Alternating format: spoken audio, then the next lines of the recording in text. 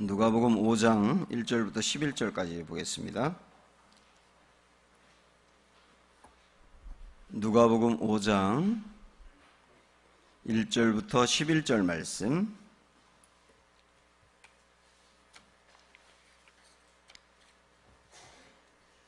무리가 몰려와서 하나님의 말씀을 들을새 예수는 게네사렛 호숫가에 서서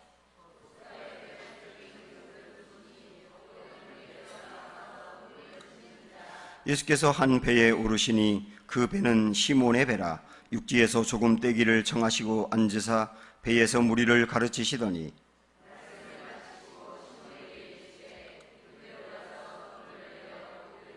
시몬이 대답하여 이르되 선생님, 우리들이 밤이 새도록 수고하였으되 잡은 것이 없지만은 말씀에 의지하여 내가 그물을 내리리이다 하고,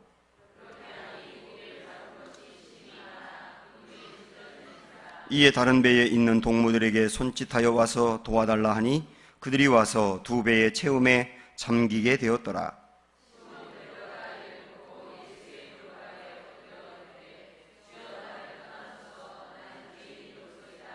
이는 자기 및 자기와 함께 있는 모든 사람이 고기 잡힌 것으로 말미암아 놀라고,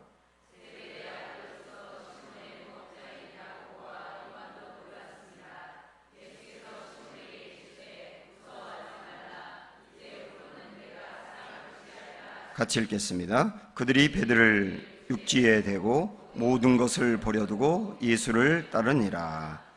아멘. 네, 우리 주변 분들 서로 인사 좀 나누겠습니다. 사랑합니다, 축복합니다 인사하시죠.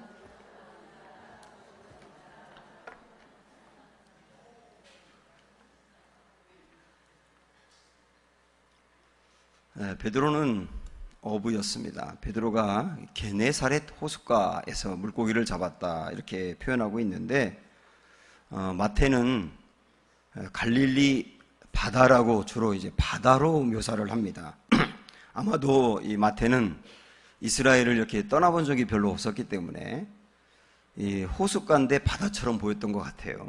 근데 누가복음에 보면 호수라고 표현을 해요. 왜냐하면 누가는 나중에 바울과 함께 지중해를 건너다니면서 전도를 했기 때문에 지중해를 보고 나서 갈릴리에 있는 그 호수를 생각하면 호수였던 거지요. 그래서 사람이 경험하면 경험할수록 이 지경이 넓어지고 시야가 넓어지는 것을 이렇게 볼 수가 있는데, 이 누가복음에 있는 이 말씀에서 게네사렛 호숫가에서 물고기를 잡았다 이렇게 표현하고 있죠. 그런데 밤이 새도록 고기를 잡았지만 잡지 못했다 이렇게 말씀합니다. 그래서 빈 그물을 닦고 있을 때 우리 예수님께서 찾아오셔서 베드로의 배를 빌려가지고 말씀을 전하십니다. 어제 우리가 본 요한복음 1장에서 베드로와 예수님이 첫 만남이 있었잖아요. 그때는 아마도 베드로가 예수님을 이렇게 받아들이지 않은 것 같아요. 그런데 예수님이 다시 찾아와서 그 배 위에서 많은 무리들을 대상으로 설교를 하고 있었던 거죠. 빈 그물을 닦고 있던 베드로는 예수님의 그 설교를 다 들었을 것이고요. 그러면서 어쩌면 이분이 동생이 소개한 진짜 메시아일지도 모르겠다라고 하는 생각을 갖게 된 겁니다. 그 다음에 예수님이 깊은 곳에 가서 그물을 다시 한번 던져보라고 제안했을 때 이분이 메시아일지도 모른다는 생각 때문에 다시 나갈 수밖에 없었던 거죠. 그래서 그물을 던졌을 때 두 배에 나누어 싣고도 배가 잠길 정도로 어마어마하게 많은 고기를 거두게 됩니다. 그 다음에 베드로는 기뻐하는 것이 아니고 예수님의 무릎 앞에 나와서 자기가 죄인이라고 고백을 하면서 자기를 떠나달라고 고백하고 그 다음에 그물을 버려두고 예수님을 따르는 장면이 이렇게 나옵니다. 그물을 버렸다라고 하는 말은 단지 직업만 버린 것이 아니고요.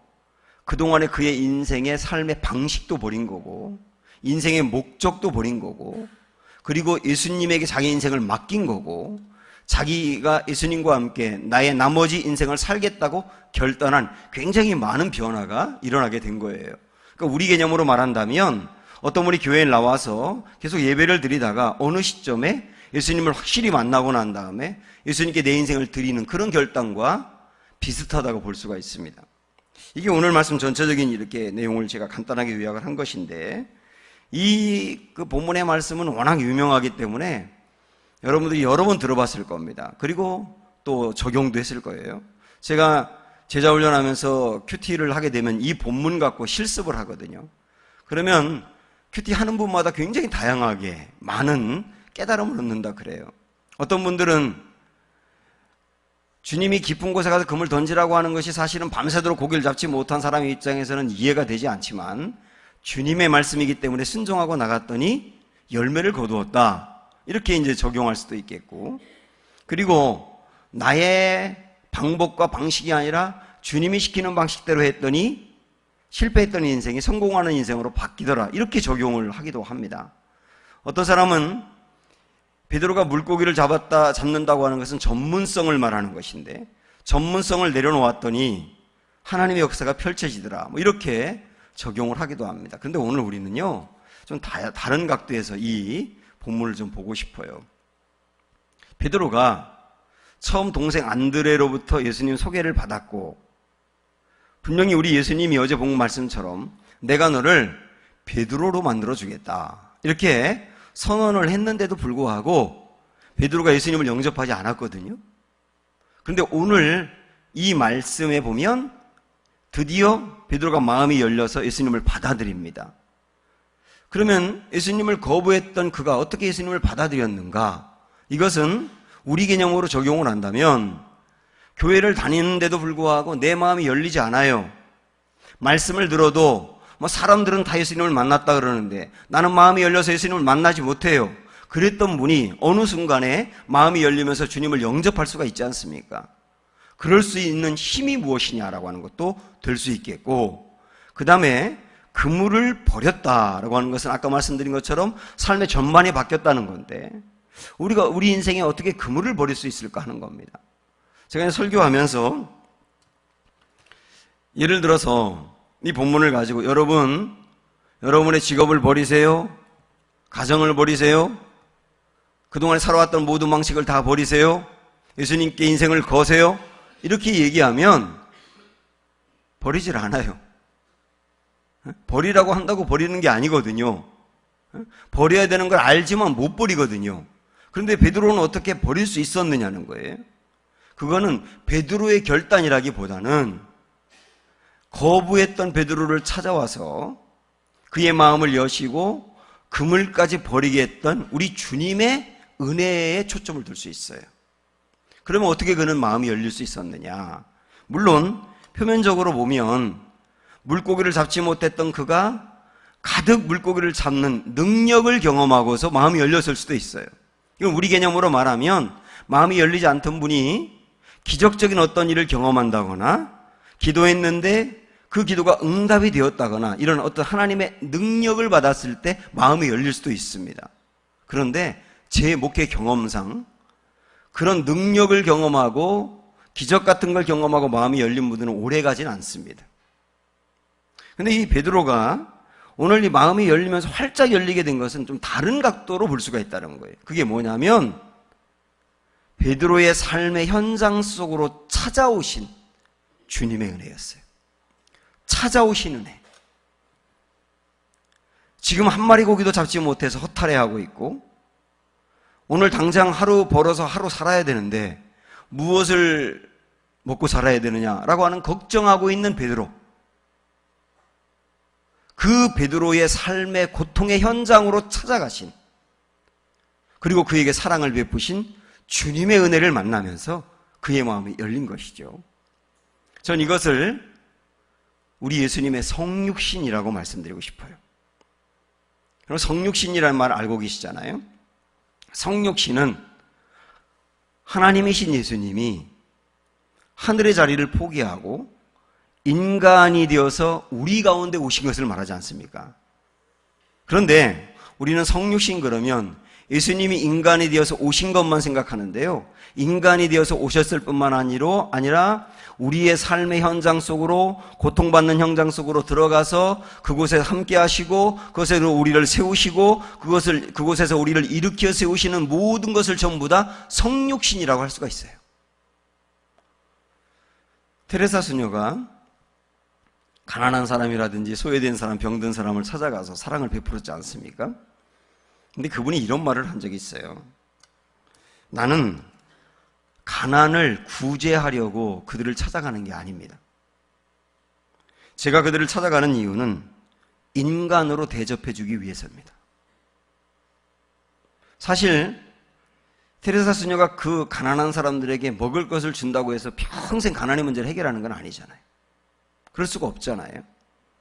그리고 그들의 삶의 환경을 얼마나 변화시킬 수 있겠어요. 그런데 병든 사람을 찾아가서 그의 손을 잡고 한참을 얘기하다 보면 그들이 그 방문의 위로를 받고 살아갈 용기를 얻는다는 거예요.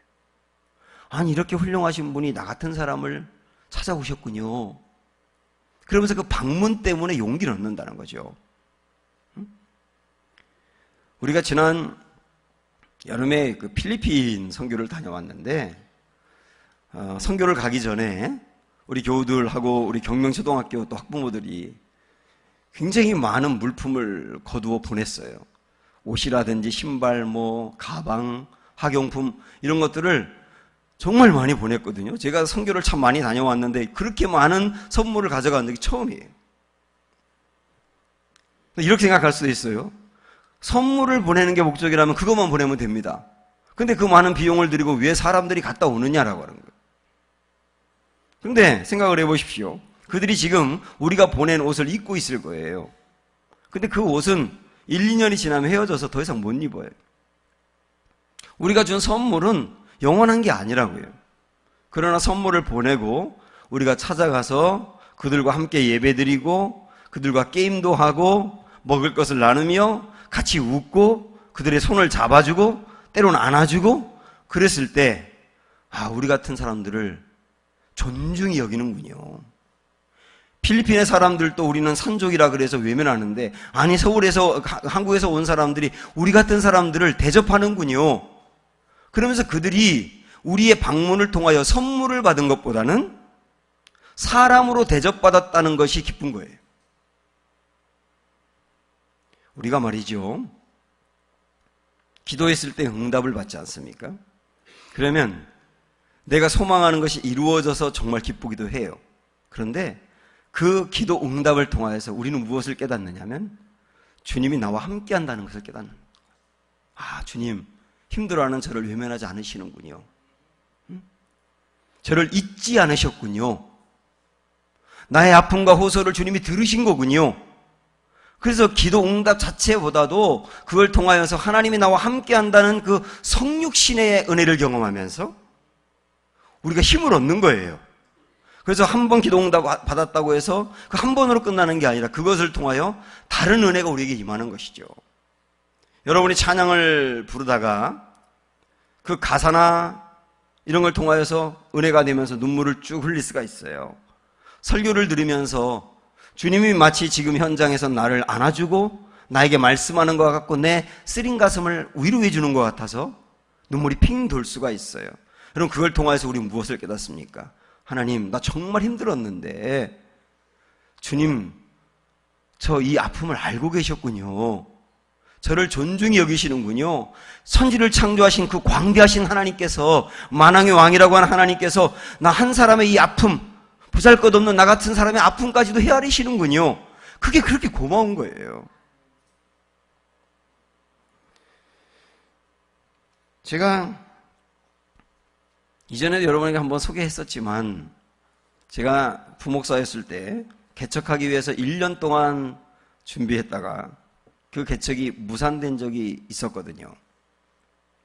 너무나 힘들고 또 교회에서 또 눈치도 보이고 그래서 제 자신이 그렇게 초라해 보이더라고요. 그래서 안 되겠다 싶어서 휴가를 받아가지고 기도원을 갔는데 가자마자 짐도 풀지 않고 정말 기도를 하고 싶어서 기도를 했거든요. 그때 주님이 기도 중에 저를 콱 껴안아주는 그 확신, 그리고 주님의 그 다리를 베고 제가 누워있는 환상, 누워있는 저의 얼굴을 어루만져주고 머리카락 한 올 한 올 이렇게 만져주면서 저를 도닥거려주는 그 환상이 제게 다 보였거든요. 제가 그 환상을 보고 짐 싸갖고 다시 교회로 왔어요. 더 이상 기도하지 않아도 되겠더라고요. 충분히 저는 회복이 되겠더라고요. 그렇다고 해서 제 앞길이 열린 건 아니었어요. 무슨 제가 전화를 받고 어느 교회에서 오라든지 그래서 제가 기도원에서 나온 게 아니에요. 그러나 주님이 계획했던 것이 무산되어서 고통스러워하고 힘들어하고 앞길이 어떨지 막막해하고 있는 저를 찾아와서 내가 너와 함께해. 내가 너와 함께하는데 뭘 걱정해? 내가 너와 함께하지 않는 게 걱정이지 함께하는데 무엇이 두려워? 라고 하는 확신으로 제게 다가왔기 때문에 전 충분히 회복이 되겠더라고요. 이게 주님이 성육신하시는 은혜거든요. 예수님이 요한복음 4장에서 수가성 우물가의 여인을 찾아갔지 않습니까? 그 여인이 예수님의 방문을 받고 나서 마음이 활짝 열렸잖아요. 거의 자살 직전까지 갔던 여인인데 사는 게 아니었었는데, 그런데 그 여인이 그렇게 마음이 활짝 열린 이유 중에 하나는, 아니 예수님이 원래 사마리아로 가려던 계획이 있었던 것도 아닌데 다른 길로 가면 빨리 북쪽으로 올라갈 수 있었는데 일부러 자기 한 사람을 만나기 위해서 먼 거리를 돌아서 찾아왔다는 사실, 남편이 잔뜩 있었고 지금도 사람들 눈치가 보여서 사람들이 오지 않는 틈을 타서 우물가에 가서 얼른 물 한 바가지 갖고 오는 이런 나 같은 이 처지를 야, 이 예수님이라고 하는 분이 헤아려 주었구나. 그 사실이 그렇게 감동이 되는 거예요. 그래서 마음이 열리고 용기가 생긴 다음에 마을 사람들에게 예수님을 증거하지 않습니까? 이 모든 것을 우리는 통합해서 뭐라고 말할 수 있냐면 찾아오시는 은혜, 우리 인생 속에 성육신 하시는 은혜, 이 은혜가 오늘 우리에게도 함께하기를 축복합니다. 그래서 그는 그물을 버려둘 수 있었고 마음이 열리고 주님을 따를 수 있었다는 거예요. 우리 인생 속에 주님은 늘 이렇게 찾아오시는데, 특별히 우리가 어제 본 것처럼 동생 안드레가 예수님을 형에게 소개했을 때 그때는 베드로의 마음이 열리지 않았잖아요. 그런데 지금 물고기를 한 마리도 잡지 못하고 빈 그물을 닦고 있을 때 그의 마음이 열린 것을 보면, 주님은 우리에게 끊임없이 찾아와서 손을 내미시는데 우리가 언제 찾아오시는 주님을 만나게 되느냐면 실패할 때더라고요. 빈 그물을 닦고 있을 때, 자신의 처지가 처절해 보이고 부끄러워 보일 때, 죄에 넘어져서 나라고 하는 존재가 이것밖에 안 되나라고 생각하여 절망하고 낙심하여 있을 때, 그때 더욱 우리는 주님을 만날 수 있는 기회가 된다는 사실이에요. 그래서 혹시 지금 여러분 실패 때문에, 풀리지 않는 문제 때문에 상심해 있고 어려워하고 있다면 저는 확신합니다. 이때야말로 우리가 주님의 사랑이 실제가 될 수 있다는 거예요. 히아신스라고 하는 식물이 있지 않습니까? 이 식물은 몇 주 동안 어두운 곳에 두어야만 꽃을 피운다 그래요. 밝은 곳에 두면 꽃을 피우지 않는 것입니다. 그 어두운 곳, 캄캄한 곳에서 히아신스 입장에서는 그 어둡고 힘든 과정이 있지만 그것을 통과해야 꽃을 피운다는 거죠. 우리 인생도 그 힘들고 어려운 상황 속에서 진짜 신앙이 실제가 되는 게 아닌가. 그래서 때로는 주님은 우리의 인생에 어려움을 허락하시는 게 아닐까, 그런 생각을 해보면서 오늘 말씀을 통하여 힘을 낸 우리 모두가 되기를 축복합니다. 누가복음은 데오빌로라고 하는 유력한 어떤 사람에게 1차적으로 그를 전도하기 위한 목적으로 쓴 글이에요. 누가가 데오빌로라고 하는 그 사람을 전도하기 위해서 이 많은 분량을 파피루스에 썼던 겁니다. 아마 그러지 않았겠어요? 데오빌로 각하여, 내가 믿는 예수님이라고 하는 분을 소개하고 싶어요. 당신도 그동안에 많은 신을 믿었었죠? 로마와 그리스에 있는 많은 신들은 다 군림하는 신이고 지배하려고 하는 신이고 고통당하는 사람과 함께하지 않는 신이고 때로는 치졸한 신이기도 한데, 내가 믿는 예수님을 소개할까요? 이 예수님은 실패한 사람을 찾아오시는 분이에요. 그리고 그를 만져주시고 일으켜 세우는 분이에요. 이 예수님 믿고 싶지 않아요? 이렇게 소개한 게 누가복음이라고 볼 수가 있습니다. 그래서 오늘 또 우리에게 소개한 이 예수님, 우리 만나서 회복이 되어야 되겠습니다. 너는 내 아들이라 함께 찬양하도록 하죠.